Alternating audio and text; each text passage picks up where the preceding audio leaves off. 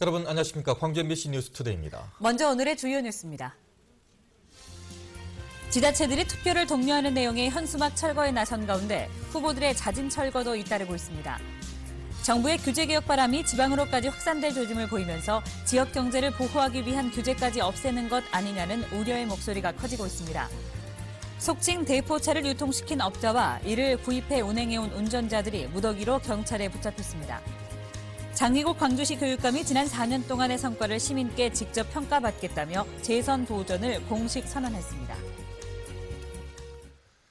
6.4 지방선거를 앞두고 예비 후보들이 내건 투표 동료 현수막이 무분별하게 내걸리면서 새로운 선거 공해라는 비난을 사고 있습니다. 급기야 지자체들이 나서서 철거에 나서고 있습니다. 무엇이 문제인지 박영훈 기자가 취재했습니다. 목포의 한 도로입니다. 도로가와 모퉁이마다 현수막이 넘쳐납니다. 건물을 봐야 되잖아요. 쫙 하도 막아버렸잖아요. 안 보이잖아. 다 걷어야 돼 정말로. 모두 예비 후보들이 내건 투표 동료 현수막으로 도심 미관을 해치고 차량 운전 방해 등 부작용이 속출하자 자치단체가 철거에 나섰습니다. 예, 다른 지자체도 일부 지금 철거를 시작했고요.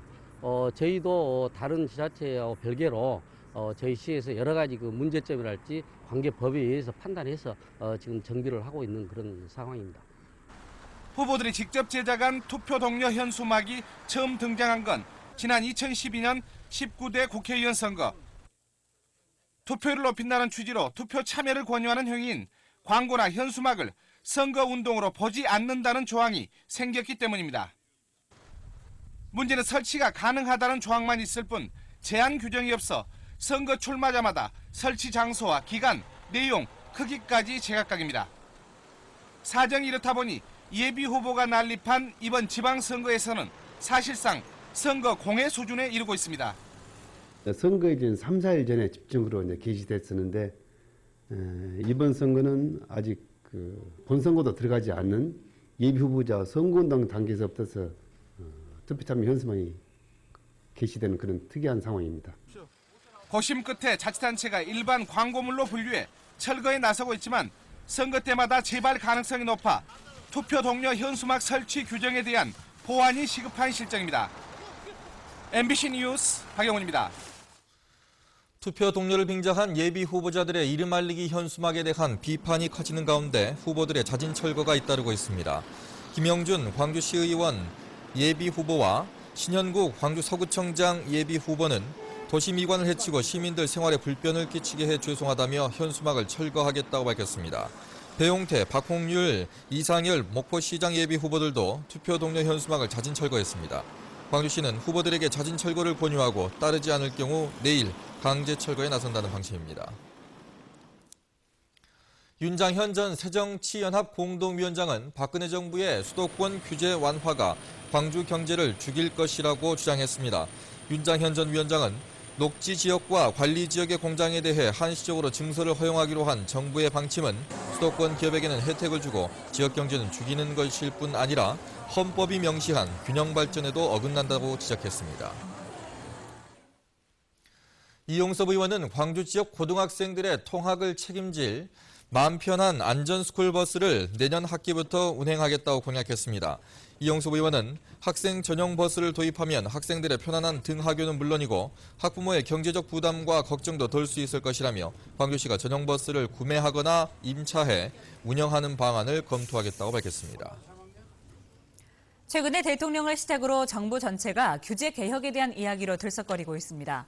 급기야 각 지방자치단체에서 조례 등으로 정하고 있는 일부 규제를 개선이나 폐지해야 한다는 목소리까지 나오고 있습니다. 효율성을 위해 진입 장벽을 없애자는 건데 지역에서는 걱정의 목소리가 점점 커지고 있습니다. 권남기 기자입니다. 최근 안전행정부가 지방자치단체 등록 규제의 10%를 줄인다고 발표하는 등 지자체도 규제 개혁의 바람 속에 있습니다. 실적에 따라 과감한 행정 재정적인 인센티브를 부여해 적극적인 지원을 정부는 일단 형평성에 위배되는 불합리한 규제를 없앤다는 입장입니다.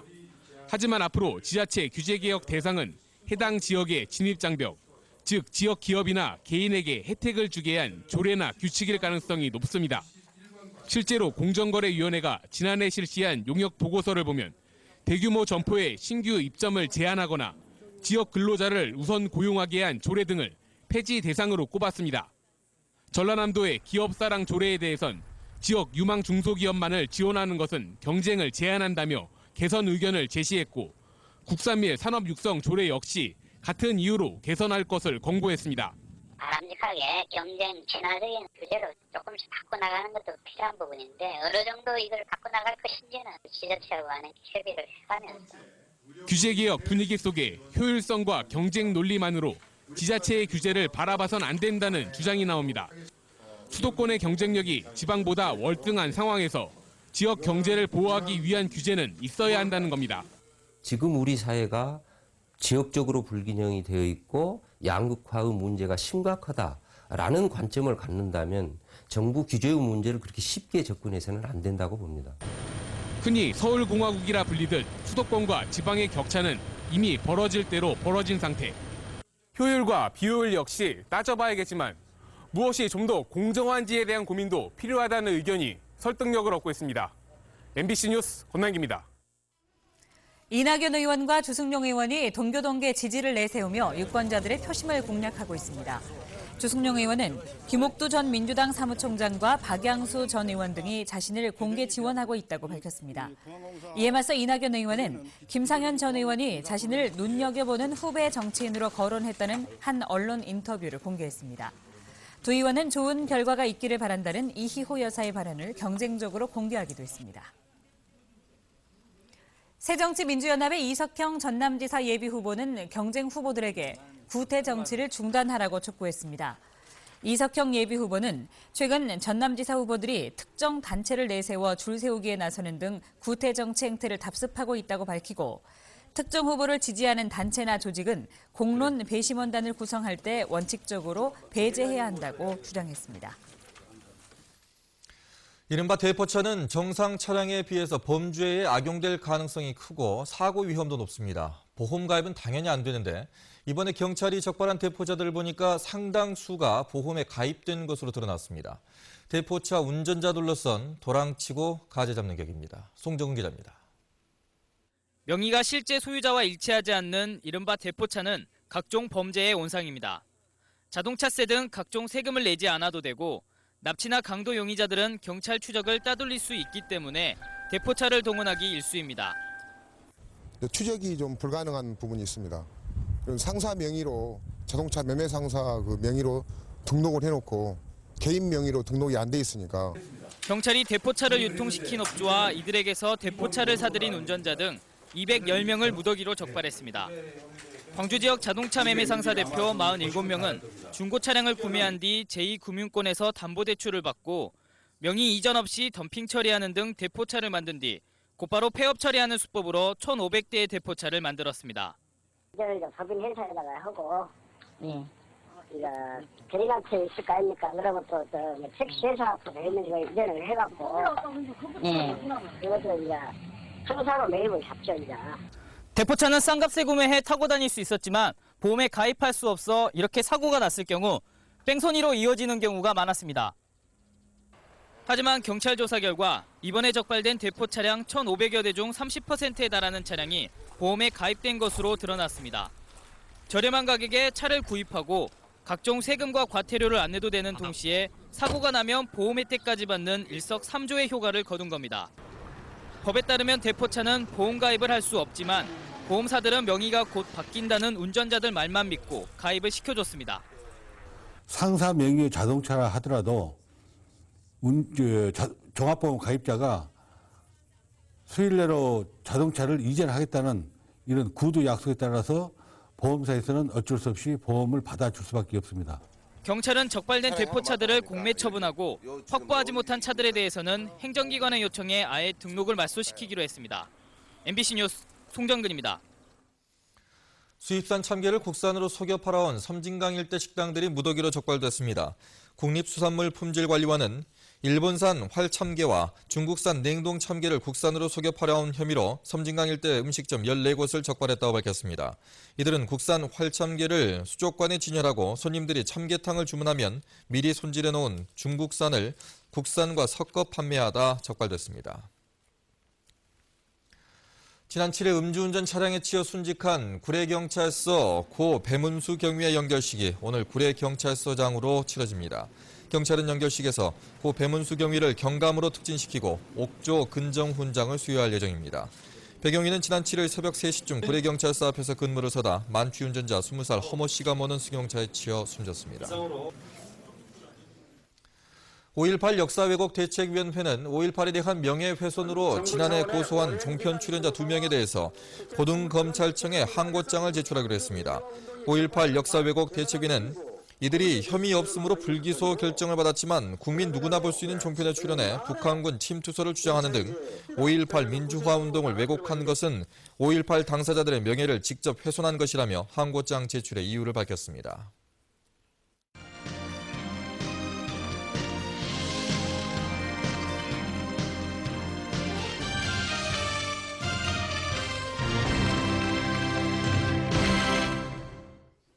장휘국 광주시 교육감이 교육 혁신은 계속돼야 한다며 어제 재선 도전을 선언했습니다.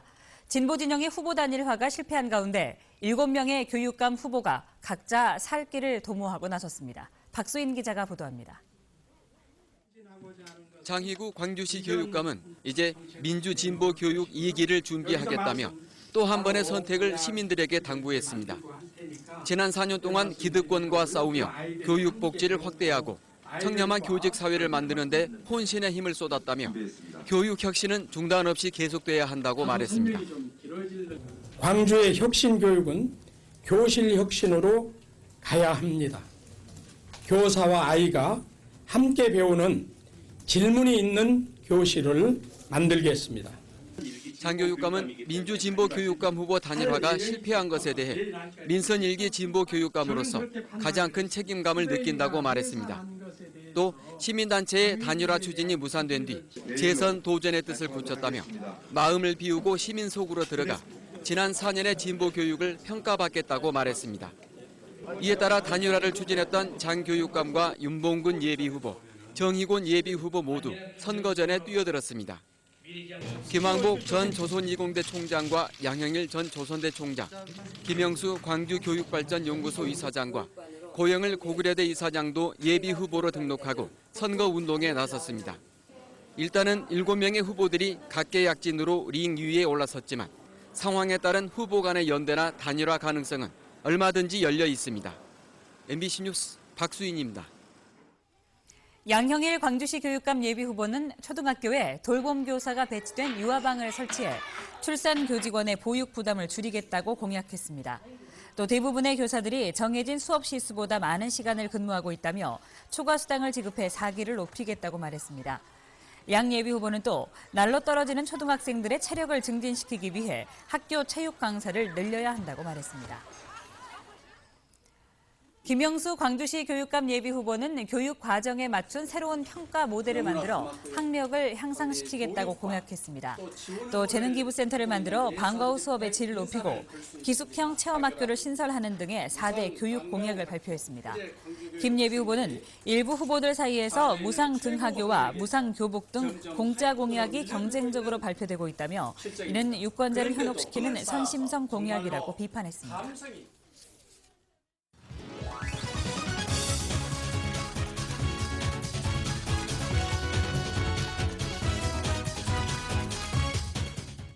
안녕하세요. 스포츠투데이입니다. 보여줄 수 있는 건 다 보여줬습니다. 기아는 넥센의 대포 타선을 넘어 핵 타선을 자랑했는데요. 무려 13점을 뽑아내며 주자 전원 득점에 성공했습니다. 점을 올리는 것이 참 중요할 것 같습니다. 최고의 공격력을 보여준 어제 경기. 그중에서도 최고는 단연 말루 홈런이죠.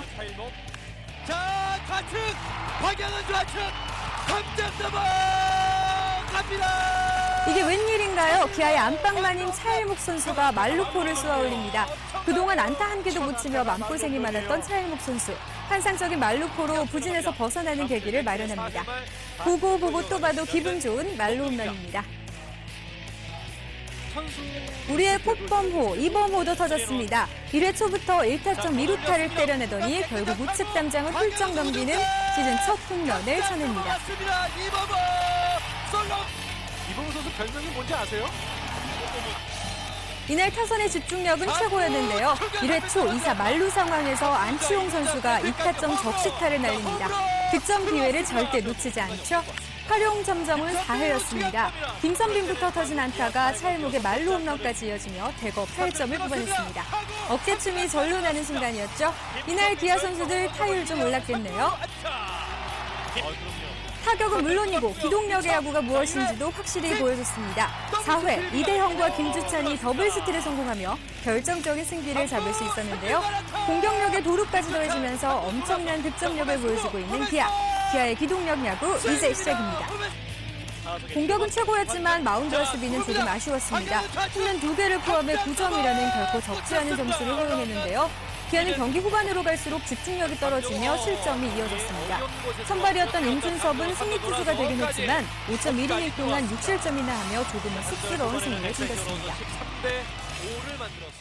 어제 기아 타자들의 눈에는 공이 마치 축구공만한 크기로 보였을까요? 쳤다 하면 안타, 총 15개의 안타를 쳐내며 기분 좋은 승리를 이끌었습니다. 오늘도 역시 목동 야구장에서 넥센과의 2차전이 열립니다. 기아의 선발은 박경태, 넥센은 문성현 선수입니다. 오늘도 그라운드를 누빌 호랑이 군단을 응원합니다. 스포츠투데이였습니다. 현대기아자동차가 호남권 인재 발굴을 위해서 채용박람회를 마련했습니다. 오늘 김대중 컨벤션센터에서 열리는 채용박람회에서는 광주와 전남 지역 46개 협력사가 참여해 지역 인재 확보에 나설 계획입니다. 이번 박람회는 현대기아차가 우수인재 채용을 지원함으로써 지역 협력사들과 동반 성장을 위해 전국 지역별로 벌이는 행사로 올해로 3회째를 맞고 있습니다. 가계의 생활 수준 변화 등을 조사하는 가계금융복지조사가 실시됩니다. 호남통계청에서는 오는 17일까지 광주와 전남 지역에서 1,800여 가구를 표본 추출해 통계조사원이 직접 방문하는 방식으로 가계금융 복지조사를 실시한다고 밝혔습니다. 이번 조사는 가계 생활 수준의 정도와 변화 등을 종합적으로 파악하고 자산, 부채, 소득 등의 규모와 구성을 분석해 사회금융 관련 정책과 연구에 활용할 예정입니다. 완도항과 한평군의 마리나 시설이 부실하게 시공되거나 타당성 검토를 거치지 않은 사실이 감사원 감사에서 적발됐습니다. 감사원은 완도항에 마리나 시설 공사를 하면서 시공업체가 20%를 직접 시공해야 한다는 기준을 위반한 사실을 적발했고 하도급 업체가 설계와 다른 골재로 시공하면서 130여 곳에 균열이 발생한 사실을 확인해 관련자들을 징계하도록 조치했다고 밝혔습니다. 또 한평군에서도 해양 마리나 조성 사업을 추진하면서 타당성 검토를 하지 않은 채 사업비 10억 원을 집행한 사실을 적발했습니다. 통합진보당 윤민호 광주시장 예비후보가 임을 위한 행진곡의 기념곡 지정 문제를 논의하자며 광주시장 후보들의 긴급 회동을 제안했습니다. 윤민호 예비후보는 올해 5.18 기념일이 40일 앞으로 다가왔지만 정부가 기념곡 지정을 미루고 있다며 광주시장 후보들이 앞장서 임을 위한 행진곡을 지켜내자고 주장했습니다. 또 광주 정신을 배제하려는 지금의 절박한 상황을 공유하고 공동 대응하기 위해 시장 후보들이 긴급 회동을 갖자고 제안했습니다. 광주시가 25억 원을 투입해 기초수급자나 장애인 등 취약계층을 대상으로 백열등과 형광 등을 고효율 LED 조명으로 LP가스 고무 호스를 금속 배관으로 무료 교체하는 에너지 복지 사업을 실시합니다. LED 조명 교체는 기초수급자 5천여 가구와 복지시설 24곳이 대상인 가운데 이달 안에 대상자가 확정되며 LP가스 금속 배관 교체는 취약계층 980여 세대를 대상으로 9월 안에 마무리됩니다. 장애인 가족을 위한 특별지원법과 관련 조례가 서둘러 제정돼야 한다는 주장이 제기됐습니다. 장애인문화협회 광주시회와 노남수 광주시의원 예비후보는 기자회견을 갖고 광주 지역에는 6천여 명의 발달장애인 등 2만여 명의 장애인이 거주하고 있다며 이들 장애인 가족의 고통을 덜어주기 위해 특별법과 조례 제정이 시급하다고 주장했습니다. 이들은 장애인 활동 보존에 대한 실비 지원과 전문 상담소 개설, 일자리 제공 등 실질적인 지원 서비스가 마련돼야 한다고 강조했습니다.